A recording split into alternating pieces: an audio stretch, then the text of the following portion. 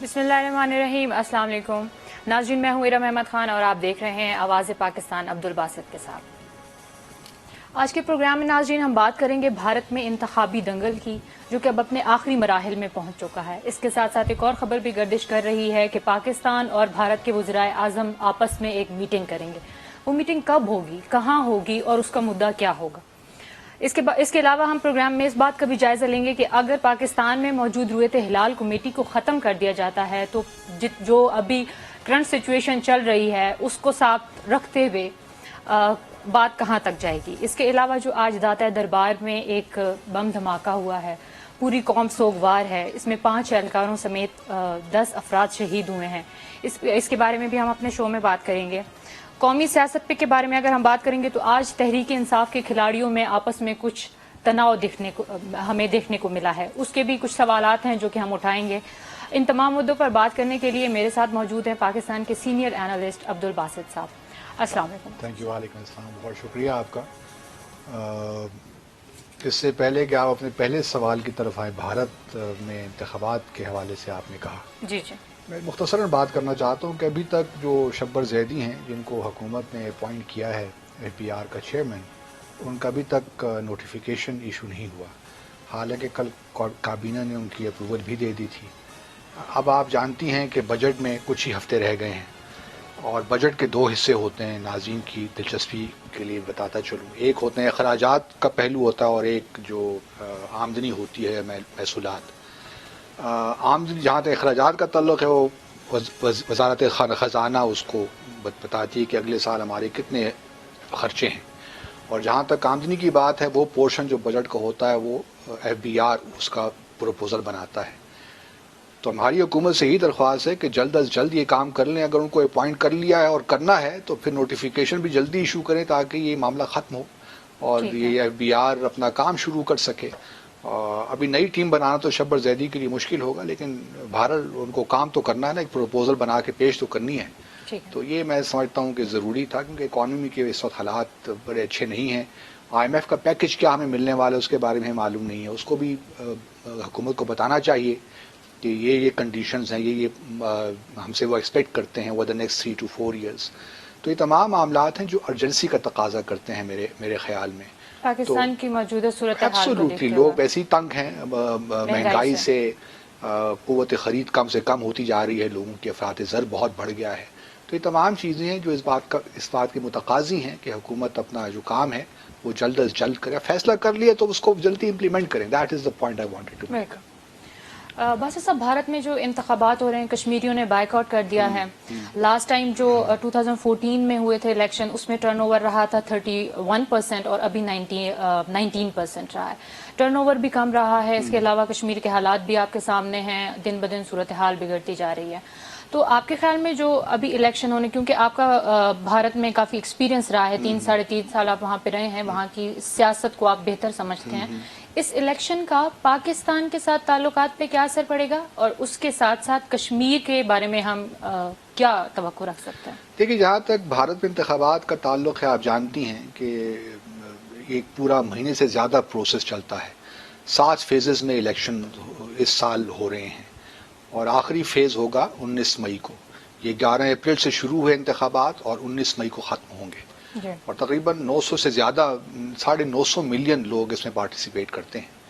तो ये बड़ा प्रोसेस है और 23 मई को नताइज का ऐलान होगा। जिन लोगों से मेरी भारत में बात हुई वो यही कह रहे हैं कि चांसेस यही हैं कि नरेंद्र मोदी जो हैं वो दोबारा वज़ीर आज़म आ जाएंगे।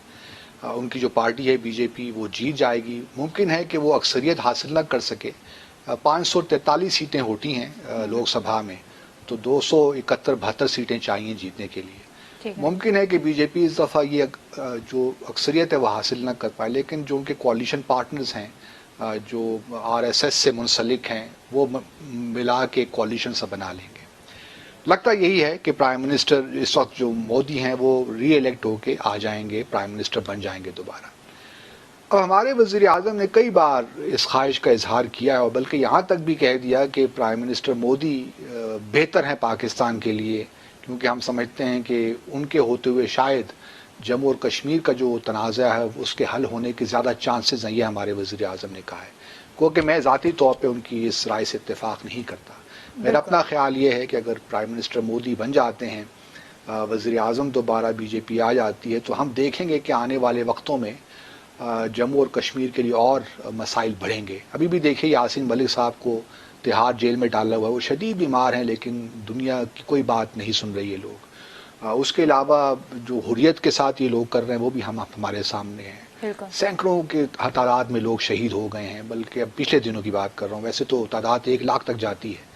تو میرا کہنے کا مقصد یہ ہے کہ جو بی جے پی کا ورلڈ ویو ہے یا جو آر ایس ایس کا ورلڈ ویو ہے کشمیر کو لے کر، وہ کسی طور بھی اس بات کی گنجائش نہیں چھوڑتا کہ بی جے پی خاص طور پہ مودی کے ہوتے ہوئے، وزیر اعظم مودی کے ہوتے ہوئے ہم کوئی توقع رکھیں کہ جموں اور کشمیر کے مسئلے پہ کوئی پیش رفت ہو سکتی ہے۔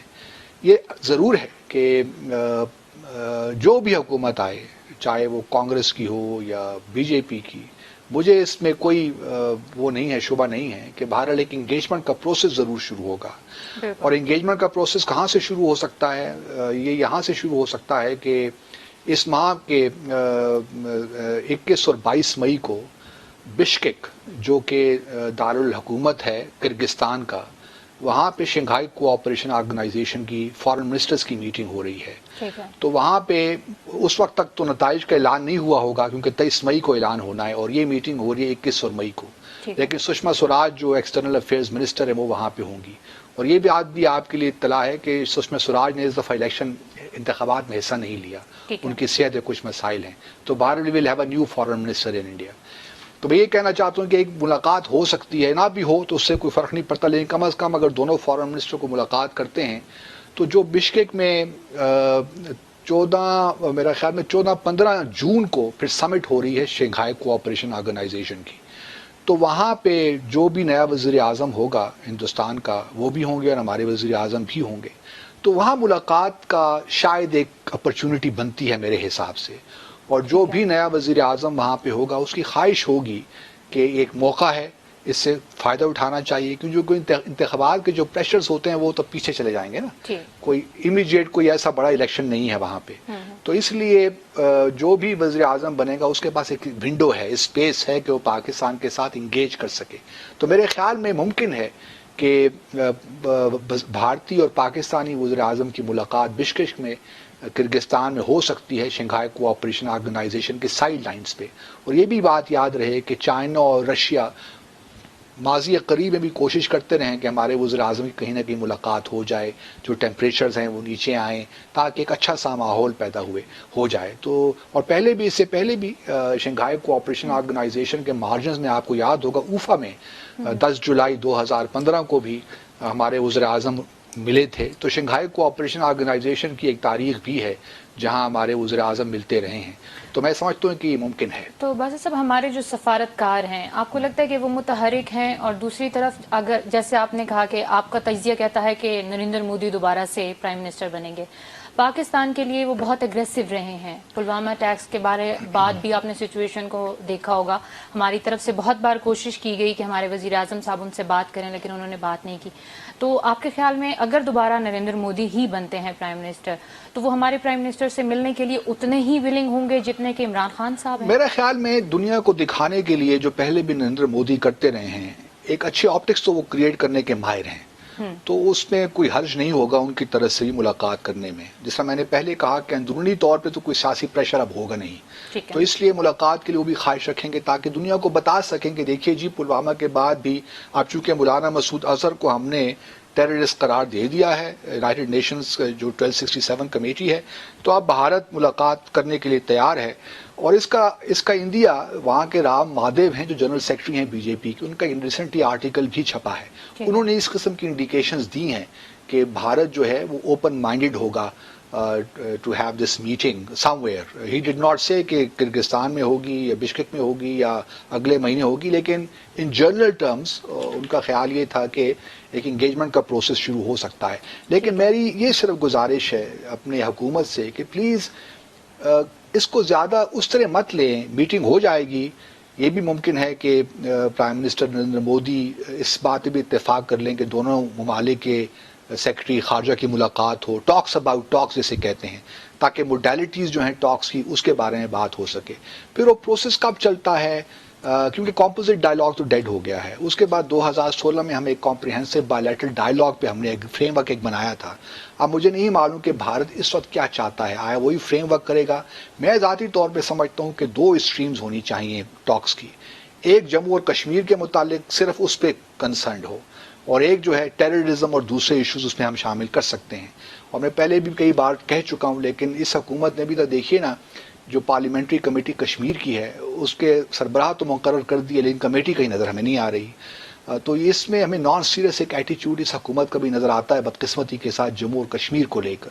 اگر کوئی سیریسنس نہیں ہے تو پھر یہ معاملات اس طرح نہیں چلیں گے. دیکھیے، ہمیں مذاکرات برائے مذاکرات نہیں چاہیے، ہمیں مذاکرات چاہیے تاکہ جو ہمارے معاملات ہیں، جو ہمارے مسائل ہیں، ان کو ہم حل کریں.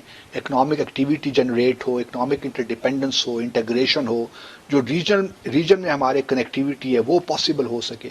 وہ تب تک ممکن نہیں ہے جب تک کہ جموں اور کشمیر کا تنازع رہتا ہے. اگر دیکھیے وہاں لوگ شہید ہو رہے ہیں، وہاں ان کے مظالم جاری ہیں، ایک ایسی کیفیت جو مقبوضہ جموں اور کشمیر میں اگر رہتی ہے، تو پاکستان کے لیے کس طرح ممکن ہے کہ وہ دوسری طرف دیکھ کر اس سارے معاملے کو بھول جائے؟ یہ ممکن نہیں ہے ہمارے لیے. بالکل ٹھیک بات ہے صاحب. آپ کا تجزیہ ہمارے لیے بہت سے لوگ جو کہ یہ پرابلم سمجھ نہیں پا رہے تھے وہ اب اس کو بہتر طریقے سے سمجھ سکیں گے. ناظرین، اس وقت ہم ایک چھوٹا سا بریک لیں گے. بریک سے واپس آنے کے بعد ہم فواد چودھری اور رویت ہلال کمیٹی کے بارے میں جو تنازعات چل رہے ہیں ان پہ بات کریں گے. ہمارے ساتھ رہیے.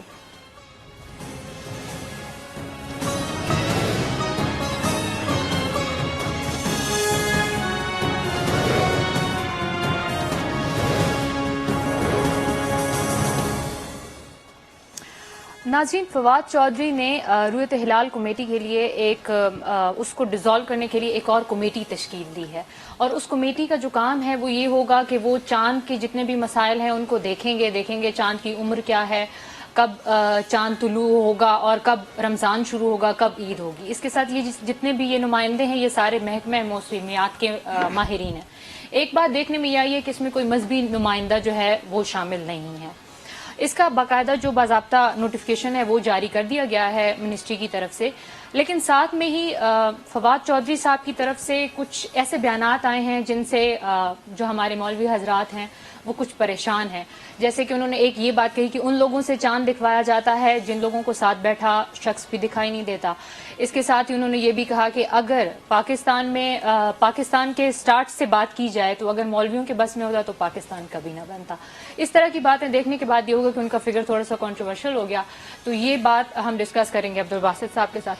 آپ کا کیا خیال ہے، کیا انہیں اس طرح کے بیانات دینے چاہیے؟ دیکھیے، میں آپ سے ایگری کرتا ہوں، اس قسم کے بیانات سے تو گریز کرنا چاہیے. علماء ہمارے لیے بڑے قابل تحسین ہیں، ہمارے لیے قابل عزت ہیں، تو اس قسم کے بیانات پبلک میں نہیں دینے چاہیے. اور یہ بھی کہنا میں سمجھتا ہوں کہ غلط ہے کہ تمام علماء تو پاکستان کے بننے کے خلاف نہیں تھے. کچھ لوگ تھے یقیناً، لیکن یہ کہنا کہ ایک جنرلائز کر دینا کہ تمام علماء اس وقت جو ہندوستان کے تھے وہ پاکستان کے بننے کے خلاف تھے، یہ میرے خیال میں حقیقت مبنی بات نہیں ہے. تو فواد چودھری صاحب کو تھوڑا بہت خیال رکھنا چاہیے کہ اس قسم کے بیانات سے ایک ایٹماسفیئر وشیٹ ہوتا ہے، اس سے کسی کو ہیلپ تو نہیں ہوتا. اور علماء ہمارے لیے قابل احترام ہیں، تو ان کا احترام ہم پہ واجب بھی ہے، میں سمجھتا ہوں. تو اس قسم کے بیانات سے گریز کرنا چاہیے. لیکن جہاں بات تنقید کی ہے وہ کرنی بھی چاہیے، اس میں کوئی حرج بھی نہیں ہے. مثال کے طور پر رویت ہلال کا معاملہ ہی آپ لے لیجئے. میں فواد چودھری صاحب کی اس بات سے ضرور اتفاق کرتا ہوں کہ یہ ضروری نہیں ہے کہ آپ جو ہے علماء نے ہی چاند کو دیکھنا ہے اور پھر ہم نے عید کی اناؤنسمنٹ کرنی ہے. یہ کہیں قرآن میں نہیں لکھا ہوا، کہیں سنت میں نہیں ہے، کہیں حدیث میں نہیں ہے کہ علماء یہ کام کریں گے. تو یہ ایک بہرحال کام ان کو بہت عرصے پہلے دے دیا گیا تھا، وہ اب ایک پریکٹس جاری ہے.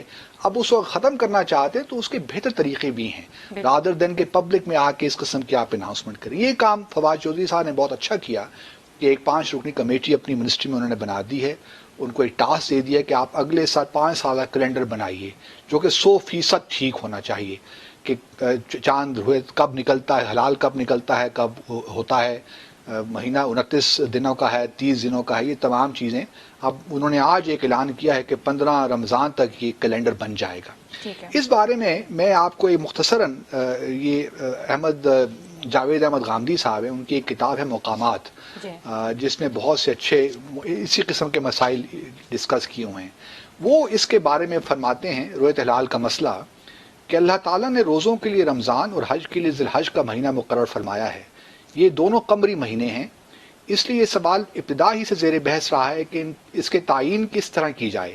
علم فلکیات جو ترقی اس زمانے میں کی ہے، اس سے پہلے بھی لوگ اس بات سے تو واقف تھے کہ قمری مہینے 30 دن سے زیادہ کے نہیں ہو سکتے، مگر عام مشاہدہ بتاتا ہے کہ یہ 29 دن کے بھی ہو جاتے ہیں. قرآن نے جب لوگوں کو پورے مہینے کے روزے رکھنے کا حکم دیا تو اندیشہ ہوا کہ ان میں سے کچھ لوگ اس حکم کی تعمیل میں 30 دن پورے کرنے پر اصرار کریں گے. چنانچہ نبی صلی اللہ علیہ وآلہ وسلم نے متنبہ فرمایا کہ چاند نظر آ جائے تو رمضان کا مہینہ شروع کر لینا چاہیے اور نظر آ جائے تو اس کو ختم کر دینا چاہیے، اس لیے کہ 30 دن پورے کرنا ضروری نہیں ہے.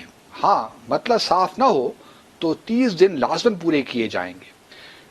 آگے جا کے پھر ایک حدیث ہے جس کا مطلب یہ ہے کہ مہینہ 29 دن کا بھی ہوتا ہے، اس لیے چاند دیکھ لو تو روزہ رکھو اور دیکھ لو تو افطار کرو. پھر اگر مطلب صاف نہ ہوئے تو دن پورے کر لو، مطلب 30 دن پورے کر لو.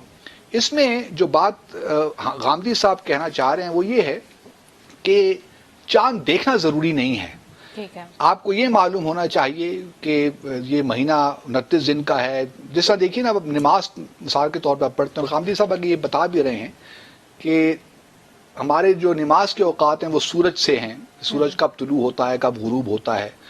ہم آج کل گھڑی دیکھ کر یہ فیصلہ کر لیتے ہیں کہ اس ٹائم بھی غروب ہو گیا. ہم باہر جا کر سورج دیکھتے نہیں ہیں کہ بھئی غروب ہو گیا تب ہم مغرب کی نماز پڑھیں.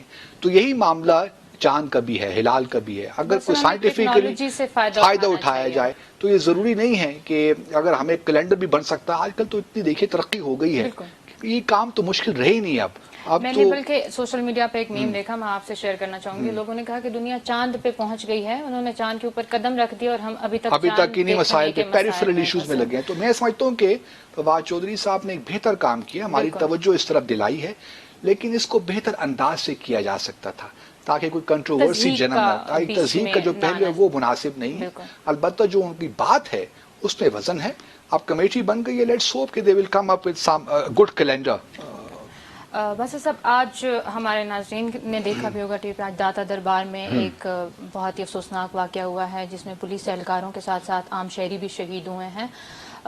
ہم سب اس بارے میں متحد ہیں کہ یہ جو دہشت گردی کا ایک آسیب ہے، یہ جتنی جلدی سے ہو سکے چھٹکارا حاصل، لیکن اس میں اپوزیشن نے کچھ پوائنٹ سکورنگ کرنے کی کوشش کی ہے. جس طرح شہباز شریف صاحب کا بیان سامنے آیا، انہوں نے کہا کہ نواز شریف کے دور میں تو یہ ختم ہو گیا تھا، یہ اب واپس آ گیا ہے. اس کا کیا مطلب ہے؟ یہ تو ایک انسیڈنٹ ہوا ہے اور اپوزیشن نے کہا ہے کہ یہ واپس آ گیا ہے، تو آپ اس کو کہاں دیکھیں؟ ابھی ہمارے پاس کتنا وقت ہے تقریباً؟ ابھی ہمارے پاس وقفے جانے سے پہلے، کیونکہ لائیو کالز پہ لینی ہے نا ہم نے، 3 سے 4 منٹ تک. اچھا، بہت کم. اچھا، بات یہ مسئلہ بنیادی طور پہ دیکھیے یہ ہے کہ ضرب عضب آپریشن شروع ہوا 2015 کے شروع میں، اور اس کے بعد اس میں بڑی کامیابیاں ہمیں حاصل ہوئیں. اس کے بعد رد الفساد آپریشن ابھی بھی جاری ہے.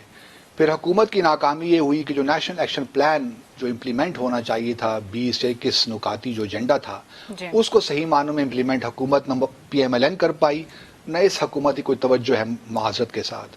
اور جب تک وہ آپ جو پلان ہے اس کو آپ امپلیمنٹ نہیں کریں گے، اس وقت تک اس قسم کے لوپ ہولز آپ کے گیپس رہیں گے. پھر آپ کو یہ بھی نہیں بھولنا چاہیے کہ اس وقت دنیا میں ہمارے ہاں بہت سے ایسے ممالک ہیں جو پاکستان کو بھی غیر مستحکم کرنا چاہتے ہیں. ابھی دیکھیے ایران کے ساتھ جو US کے تعلقات ہیں اس سے بہت پیچیدگی سی آ رہی ہے، اور خدا نہ خواستہ جنگ کی طرف بھی معاملات جا سکتے ہیں. ایک اینالسٹ نے کہا بھی ہے اپنے ٹی وی شو میں کہ باقاعدہ جو US ہے وہ اٹیک کر سکتا ہے. تو اگر ایسی معاملات ہو گئے تو ہمارے خطہ تو پھر ایک نئی مصیبت میں گرفتار ہو جائے گا. تو ہمارے لیے اس وقت جو بیرونی ہمارے ریجن کے حالات ہیں وہ بھی کچھ اچھے نہیں ہیں. تو ہمیں بہرحال اپنے اندر دیکھنا ہے کہ ہمارے ہاں کیا مسائل ہیں. دنیا جو قوتیں ہیں جو پاکستان کو غیر مستحکم کرنا چاہتی ہیں تو ہم جانتے ہیں، لیکن اس کا مطلب ہرگز یہ نہیں ہے کہ ہم اپنے جو ہم نے کام کرنے ہیں داخلی طور پہ اس سے ہم بے خبر ہو جائیں. جہاں تک دیکھیے آج کے واقعے کا تعلق ہے، شہید ہوئے لوگ، سیکیورٹی پرسنل بھی اس میں شہید ہوئے، تو ہم سب کو افسوس ہے اور سخت افسوس ہے کہ بے گناہ جانیں اس میں معصوم جانیں بھی ضائع ہوئی ہیں. لیکن یہ معاملہ ابھی رہے گا. دیکھیے پاکستان میں بدقسمتی کے ساتھ ہم لوگ اپنی نادانیوں میں بہت سی ایسی چیزیں کر جاتے ہیں کہ ہماری سوسائٹی میں مزید اختلافات پیدا ہوتے ہیں. میں آپ کو ایک مثال دیتا ہوں, شاید لوگ مجھ سے اتفاق نہ کریں. صوفیزم کا ایک مسئلہ ہے جو لوگ اس کو بغیر سوچے سمجھے اس نیریٹو کو یہاں پروموٹ کر رہے ہیں پاکستان میں. میں صوفیزم کے اس طرح خلاف نہیں ہوں, لیکن جس طرح ہمارے وزیر اعظم نے بھی کل پرسوں کہا کہ ایک عبد القادر جیلانی یونیورسٹی بنائی جا رہی ہے اور یہاں پہ صوفیزم کی یہاں پہ تعلیم دی جائے گی. کیا صوفیزم ہماری سارے مسائل کا حل ہے؟ میں نہیں سمجھتا, کیونکہ جو صوفی تعبیر دیتا ہے ہمارے مذہب کی, اس سے بہت سے لوگوں کو اختلافات ہیں.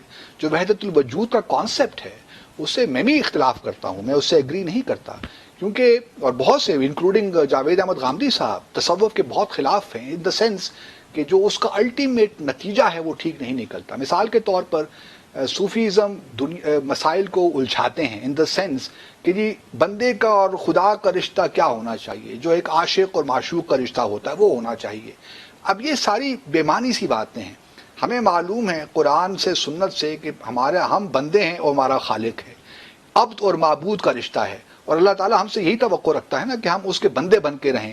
جو قرآن نے ہدایت ہمیں دی ہے, ہمیں یہ نہیں چاہتا کہ ہم وہ ایک پورا جو کانسیپٹ ہے خدا اور بندے کا اس کو ہم چینج کر دیں. تو یہ چیزیں جو ہیں مابعد الطبیعات میں آتی ہیں, میٹا فزکس میں, جو گریک کے فلاسفرز نے اس کو کنفیوز کیا. پھر بعد میں ہمارے جو عرب میں فلاسفرز تھے یا لوگ تھے انہوں نے ان سے چیزیں لیں, وہ کنفیوژن پھیلی. حالانکہ اسلام میں مابعد الطبیعات کا کوئی تو بات ہی نہیں بنتی. ہماری تو اتنی کلیئرٹی ہے اسلام میں کہ خدا کا اور اس کے بندے کا رشتہ کیا ہے. ہم تو اس کے غلام ہیں, عبد ہیں, ہم نے اس کی عبادت کرنی ہے اور اپنے لیے جنت میں جگہ بنانی ہے, صرف اتنا ہمارا کام ہے. صاحب اس کے ساتھ سوری میں آپ کو کٹ کر but you remind your audience کہ we'll take calls in the next segment. تو ناظرین ابھی ہم ایک چھوٹے سے بریک پہ جا رہے ہیں. بریک سے واپس آ کے ہم آپ کی لائیو کالز لیں گے, تو آپ ہمیں جو نمبر آپ کو اسکرین پہ شو ہوا ہے اس پہ کال کر سکتے ہیں.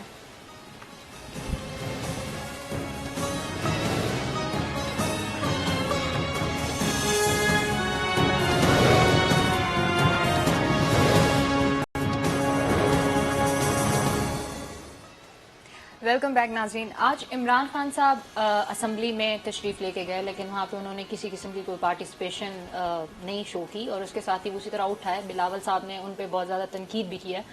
بس صاحب عمران خان صاحب تھے کہنے والے کہ جو پرائم منسٹر ہے وہ کبھی بھی آتا نہیں ہے اسمبلی کے, کبھی بھی انہوں نے درشن کیے ہی نہیں. سب سے زیادہ انہوں نے اس چیز کو کرٹیسائز کیا تھا.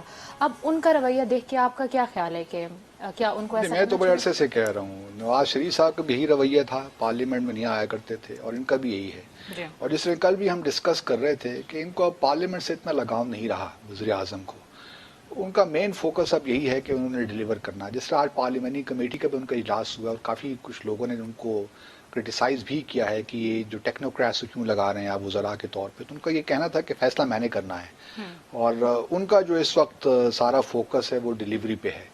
اب یہ الگ بات ہے کہ کتنا یہ ڈیلیور کر پاتے ہیں, وی ڈو ناٹ نو, کیونکہ دیکھیں نا ایک پولیٹیکل سپورٹ بھی چاہیے ہوتی ہے. اب اگر آپ کی پارٹی کے لوگ ہی آپ کے ساتھ نہیں کھڑے ہوئے تو کہاں بات بنے گی, کیونکہ اس سے مزید اختلافات بڑھتے ہیں, رفٹس پیدا ہوتی ہیں, اور پارٹی اندر سے کمزور ہوتی چلی جاتی ہے, اور یہ اچھا نہیں ہے میں سمجھتا ہوں کہ پی ٹی آئی کے مستقبل کے لیے. لیکن اب بہرحال وزیر اعظم نے فیصلے کیے ہیں, اب دیکھتے ہیں کہ وہ کس حد تک جو ان کے منسٹرز ہیں, جو ایڈوائزرز ہیں, معاونین ہیں, وہ ڈیلیور کر پاتے ہیں. لیکن ایک شاید ضرور ہوگا, کیونکہ جو ٹیکنوکریٹس ہیں وہ سیاست میں نہیں الجھتے, سیاسی بیان بازی نہیں کرتے. منسٹر جو پولیٹیشین ہوتا ہے وہ تو سارا دن یہی کام کرتا رہتا ہے, اور ہم نے دیکھا کہ کس طرح پارلیمنٹ کو بھی انہوں نے جگت کا ایک بازار گرم کیا تھا, ایک فش مارکیٹ سی بنا دی تھی.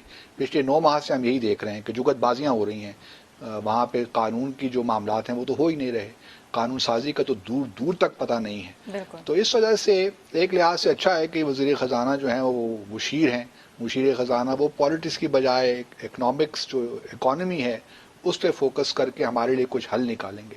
لیکن ساتھ ساتھ اس کے پولیٹیکل جو ہیں وہ نقصانات ضرور ہیں. اچھا, ہمارے ساتھ ابھی ایک کالر موجود ہے. السلام علیکم. وعلیکم السلام باسط صاحب, اور میری بہن ارم احمد خان, سلام پیش کرتا ہوں, اور 2 باتیں کرنا چاہوں گا, چند سیکنڈ زیادہ چاہوں گا. آج میں نے نیوز پڑھی جس سے لکھا ہوتا ہے کہ کون صاحب بول رہے ہیں؟ میرا نام امتیاز ہے باسی صاحب. جی امتیاز صاحب جی جوہر سے. جی فرمائیے تو میں نے ایک میسج پڑھا ہے جس میں لکھا تھا حکومت کرنا بہت آسان کام ہے. تو میں ایک بات عرض کرنا چاہتا ہوں کہ حضور پاک صلی اللہ علیہ وسلم کے چہیتے حضرت عمر فاروق رضی اللہ تعالیٰ عنہ اور جو بخشائے ہیں اور سرداروں کے سردار سپہ سالار ہیں جنہوں نے بہت زیادہ فتوحات کی، وہ فرماتے ہیں، روتے ہیں کہ یہ کام مشکل ہے، اللہ پاک کو انسان کیا جواب دے گا، کیا سوال ہوں گے. تو ذرا سا غور کریں کیا معاملات ہیں. اور دوسری بات، میں تمام اپنے ہموطنوں سے ریکویسٹ کروں گا کہ مہنگائی ہے کوئی بات نہیں، آپ چند چیزوں کا جو کہ استعمال میں وہ ہے مہنگا ہے، آپ اس کا بائیکاٹ کریں. اللہ تعالیٰ نے بڑی فضیلت دی ہے، کوئی پھل، کوئی سبزی، کوئی گوشت زیادہ دن اسٹور نہیں کر سکتا. اگر قوم ہمت کرے تو ایک ہفتے کے اندر بڑے بڑے بیوروکریٹس اور سرمایہ دار اور یہ جو RTA والے ہیں گھٹنے ٹیک دیں گے. اور ایک چیز اور کرنا چاہتا ہوں کہ باسط صاحب دعاؤں میں یاد رکھیے گا. آپ بھی ہمیں بہت شکریہ امتیاز صاحب، آپ بھی ہمیں دعاؤں میں یاد رکھیے. اور بالکل آپ نے بات درست کی ہے کہ حکومت کرنا کوئی آسان کام نہیں ہے. حضرت عمر رضی اللہ عنہ تو یہ بھی کہتے تھے کہ دجلہ و فرات کے کنارے کتا بھی بھوک سے مر جائے تو میری ذمہ داری ہے. تو یہ تو بڑی بھاری ذمہ داری ہے، اس کو اتنا لائٹلی اور کیجولی نہیں لینا چاہیے. انہوں نے بات کی بائیکاٹ کرنے کی، تو پچھلے رمضان میں ایک مہم چلی تھی فروٹ بائیکاٹ کی، اور لوگوں نے کیا تھا بائیکاٹ. لیکن یہ بہتر ہے کہ جو کم از کم امپورٹنٹ چیز. ایک اور کالر لیتے ہیں. السلام علیکم. جی وعلیکم السلام، کون بات کر رہا ہے؟ ڈاکٹر عارف بات کر رہا ہوں کراچی سے. جی ڈاکٹر صاحب، ایک تو آپ سے درخواست ہے کہ رمضان کے اندر اپنا ٹائم بدل دیں، کیونکہ تراویح کی وجہ سے پہلا سیکنڈ میرا نکل جاتا ہے. دوسری بات یہ رؤیت ہلال پہ جو بات ہو رہی ہے، تو رؤیت ہلال اور سائنس دونوں چیزیں ساتھ ساتھ چلیں گی، کیونکہ رؤیت ہلال کے لیے چاند کا دیکھنا آنکھوں سے، رسول اللہ صلی اللہ علیہ وسلم کی حدیث سے آپ نے بھی کہا کہ چاند دیکھ کے روزہ رکھو اور چاند دیکھ کے افطار کر لو. تو اس کا تو چاند دیکھنا امپورٹنٹ ہے. نہیں اس میں ضروری نہیں ہے ڈاکٹر صاحب. حدیث میں یہی تو وہ غامدی صاحب یہی فرما رہے ہیں کہ اس حدیث سے غلط مطلب نکالا گیا، حالانکہ کوئی ضروری نہیں ہے دیکھنا. اچھا دوسری چیز ایک اور بھی ہے کہ پوری دنیا میں تو ایک ساتھ چاند ہو نہیں سکتا، کہ چاند کی برس جیسے دفعہ تھی 3:47 پہ 4 اور 5 تاریخ کے درمیان رات کو کوئی، تو وہ جو ہے نا اس شام کو پاکستان میں مشکل سے 15-16 گھنٹے میں چاند نظر آ ہی نہیں سکتا تھا. اب چاہے کوپل زئی صاحب کو نظر آ جائے تو مجھے نہیں پتا ہزاروں آدمی کو نظر نہیں آتا ان کو کیسے نظر آتا ہے. ہاں لیکن جیسے آپ راستے جاتے جائیں گے، امریکہ میں جب پہنچیں گے تو اس وقت چاند 24 گھنٹے کا ہو جائے گا جب آپ مغرب ہوگی، لیکن یہاں پہ اس کا اگلا دن شروع ہو جائے گا، پہری بھی ختم ہو جائے گی اس کی. بالکل ٹھیک ہے. یہی دیکھیں مسئلہ ہے، اگر آپ نے رؤیت ہلال کے سپرد کر دیا کمیٹی کے، تو پھر پشاور میں مفتی کوپل زئی 26 شہادتیں لے آتے ہیں، بالکل لے آتے ہیں، تو ان میں آپس میں بھی اتفاق نہیں ہو پاتا، اس لیے کیلنڈر کی موجودگی اور زیادہ ضروری ہو جاتی ہے. آپ دیکھیں ان کا آپس میں بھی پھر جھگڑا ہے. مطلب میرا تعلق پشاور سے ہے، مجھے یاد ہے ہم مسجد قاسم علی خان کے باہر شام کو چلے جایا کرتے تھے کہ جی مفتی صاحب نے تو آج اعلان کرنا ہے، کیونکہ ہم چھوٹے ہوتے تھے تو ہمیں روزہ رکھنے سے پرابلم ہوتا تھا، ہم کہتے تھے فوراً عید آئے. تو اس چکر میں پشاور میں تو ہمیشہ عید ایک دن پہلے ہوئی ہے. اچھا السلام علیکم. وعلیکم السلام ورحمۃ اللہ وبرکاتہ. ریحان بات کر رہا ہوں کراچی سے. جی ریحان صاحب. جی عبدالباسط صاحب سے بات کرنا. جی ریحان صاحب میں سن رہا ہوں، فرمائیے کیا کہنا چاہتے ہیں. دیکھیں ہمارے یہاں ملک میں ایک سلسلہ چلا آ رہا ہے رؤیت ہلال کمیٹی کا، جو جب سے پاکستان بنا ہے جب سے چل رہا ہے. تو اگر مولاناؤں کو اتنی تھوڑی بہت اجازت ہے ان چیزوں کی اور وہ ایک چیز کر رہے ہیں، تو ہماری حکومت کو بھی کیا ضرورت ہے کہ ہر چیز میں ٹانگ اڑائے. ویسے ہی حالات اتنے خراب ہیں، عوام کی کمر ٹوٹی ہوئی ہے بری طرح، ابھی بجلی کے اور گیس کے بھی پڑنے والے ہیں. تو ہمیں جو ہے وہ اپنے کام کرنے چاہیے، اور جو سلسلہ اگر چل رہا ہے تو اس کو چلتے رہنا دینا چاہیے. نہیں تو ریحان صاحب بحث اس وقت یہی ہے نا کہ آیا یہ کام اب ان کے کرنے کے ہیں کہ نہیں. اب بحث تو یہی ساری ہے، کیونکہ فواد صاحب کا خیال ہے کہ اب یہ جو معاملات ہیں سائنس اور ٹیکنالوجی کے ذریعے ہم لوگ بہتر طریقے سے کر سکتے ہیں. دوسرا خرچ کم ہے اور اس میں موسمیات کا ایک آلریڈی اسٹیبلش سسٹم. لیکن یہ بھی بات اپنی جگہ حقیقت ہے کہ سعودی عرب میں بھی کیلنڈر بن جاتا ہے، لیکن وہاں بھی بہرحال وہ اس چیز کا اہتمام کرتے ہیں ہلال دیکھنے کا. بعض اوقات نظر نہیں آتا اس کیلنڈر کے مطابق چیزیں نہیں ہو سکتی. لیکن باسط صاحب ہم ایک غریب ملک ہیں، ہم 40 لاکھ ایک چاند دیکھنے پہ اگر یہ فگر کہاں سے آئی ہے مجھے اس پہ ذرا تھوڑا سا مطلب ڈاؤٹ ہے. یہ تو ایک پولیٹیکل اسٹیٹمنٹ دی تھی. ہمارے ساتھ ایک اور کالر موجود ہیں. السلام علیکم. وعلیکم السلام. جی کون سا بول رہے ہیں؟ ہاں جی میں عنایت علی طاہر بول رہا ہوں جی، منڈی باؤدین سے. جی نائب صاحب کیا کہنا چاہتے ہیں، فرمائیے. ہم کہہ رہے ہیں کہ موجودہ جو حکومت ہے اس میں جو قانونی معاملات ہیں، جیسے مسجد میں بھی لیبل لگ جائے نا کہ یہ یہاں کرپشن ہوگا تو اس کو گرا دیا جائے گا، اس کی تحقیق نہیں ہوگی. اسٹیٹ لائف ادارہ ہے ہمارا، جو قومی ادارہ ہے، وہ بڑا فائدہ دے رہا ہے. اس میں ابھی انہوں نے ایک تبدیلی کی ہے، 5-7 ہزار سیل مینیجر کو بے روزگار کر دیا. آپ بس ہاں، اس کی یہ ترکیب یہ ہے کہ ایک نمائندہ ایک بندہ بھرتی کرتا ہے، پھر ان کو سیل افسر بنتا ہے اور بندے بھرتی کرتا ہے، پھر ان کی اجازت سے بندے پروموٹ ہوتے ہیں، وہ ٹیم بناتا ہے. انہوں نے ساری ٹیمیں نکال کر 5 سے 7 ہزار کے درمیان سے مینیجر ہیں جو ان کو انہوں نے بے روزگار کر دیا. اور ڈی چوک میں ہڑتال مظاہرہ بھی ہو رہا ہے ان دنوں. بس یہ ہم دعا ہی کر سکتے ہیں عنایت صاحب کہ اللہ تعالیٰ ان کو ہدایت دے، اور جو غریبوں کے ساتھ ہو رہا ہے پہلے بھی ہوتا رہا، یہ نہیں کہ کوئی پہلی دفعہ یہ معاملات چل رہے ہیں، لیکن بہرحال حکومتوں کو خیال رکھنا چاہیے کہ کسی کی جو اگر روزگار لگا ہوا ہے تو ایسے اقدامات نہیں کرنے چاہیے جس سے زندگی اور مشکل ہو جائے. باسط صاحب، اس کے ساتھ پاکستانی حکام کی جو IMF کے ساتھ بات چیت چل رہی تھی، اس میں 700 ارب کے مزید ٹیکس لگانے کا بھی وہ تو ہوگا، ان کی تو خواہش یہی ہے. ہمارے ساتھ ایک اور کالر موجود ہیں. السلام علیکم. وعلیکم السلام. ہلو جی، کون صاحب بول رہے ہیں؟ میں شمس بات کر رہا ہوں. جی فرمائیے، کیا کہنا چاہتے ہیں حضور؟ بھائی صاحب، یہ جو ابھی ایک موضوع چل رہا تھا، میں نے ٹی وی ابھی کھول رہا تھا تو اس میں فواد چودھری صاحب کا آ رہا تھا. یہ بات تو ویسے اچھی کی انہوں نے، اتنی بری بھی نہیں ہے.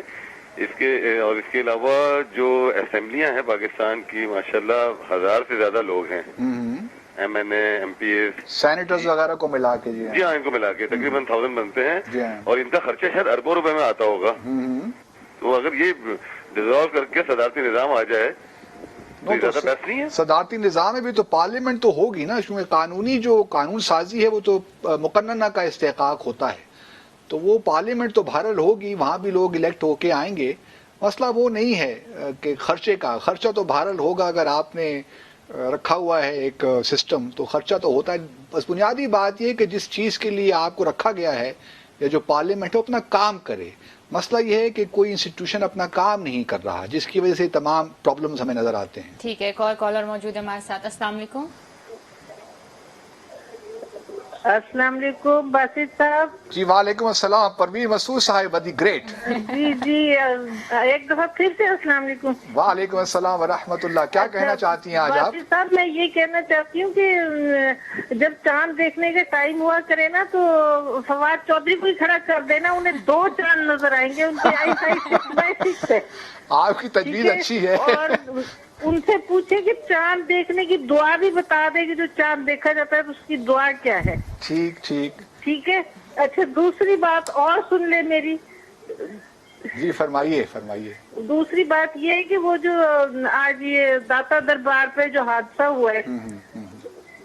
ہلو جی سن رہے ہیں بتائیے. ہاں جی، وہ جو حادثہ ہوا، وہ جو کیمرے کی تصویر دکھا رہے نا، وہ کوئی لاہوری بندہ نہیں لگ رہا. وہ ایسے لگ رہا ہے جیسے کوئی وہ جو ہے نا کوڑا اٹھانے والا، کوئی کچرا اٹھانے والے ٹائپ بندہ لگ رہا ہے. اب یہ دیکھیں، تحقیقات بہرحال ہماری ایجنسیز کریں گی اور اس کا پتہ تو چل ہی جائے گا. اگر یہ پاکستانی ہے غیر پاکستانی ہے، تمام تفصیلات تو آ ہی جائیں گی with the passage of time. I am sure. کب تک رہے گا یہ معاملہ؟ ہم بات کر رہے تھے IMF کے بارے میں، تو اس کے ساتھ ساتھ باسط صاحب ایک اور مسئلہ بھی سامنے آ رہا ہے کہ بجلی اور گیس کی قیمتوں میں بہت اضافہ ہوا ہے. بہت اضافہ ہو گیا ہے. اب شاید اور مزید ہونے والا ہے. کیونکہ IMF کا جو یہ میں سمجھتا ہوں کہ اپوزیشن ڈیمانڈ تو ٹھیک کر رہی ہے کہ جو IMF کے ساتھ آپ کی ارینجمنٹ ہیں اس کی تفصیلات تو عوام کے ساتھ پارلیمنٹ کے ساتھ شیئر کرنی چاہیے. اور میں سمجھتا ہوں کہ حکومت تو یہ کرے گی، کیونکہ ہمیں معلوم ہونا چاہیے کہ ہمارے اگلے 3-4 سال ہمارے کس طرح گزرنے ہیں. اچھا، میرے ساتھ ایک کالر موجود ہے. السلام علیکم. جی کون صاحب؟ میاں سے بول رہا ہوں اسلام آباد سے. جی فرمائیے، کیا کہنا چاہتے ہیں حضور؟ میں باسط صاحب سے پوچھنا چاہتا ہوں جی، یہ کہہ رہے ہیں جی گورنمنٹ والے مدینہ کی ریاست بنائیں گے. عمران صاحب ہلو. جی سن رہے ہیں فرمائیے. کہ مدینہ کی ریاست بنائیں گے. کیا مدینہ کی ریاست میں یہ ہوتا ہے کہ 440 روپے کا 10 کلو کا آٹا آتا ہے، اور یہ جو بم دھماکے آنے دوالے ہو رہے، یہ کہتے ہیں خوانیوں کو بھی نیشنلٹی دے دیں.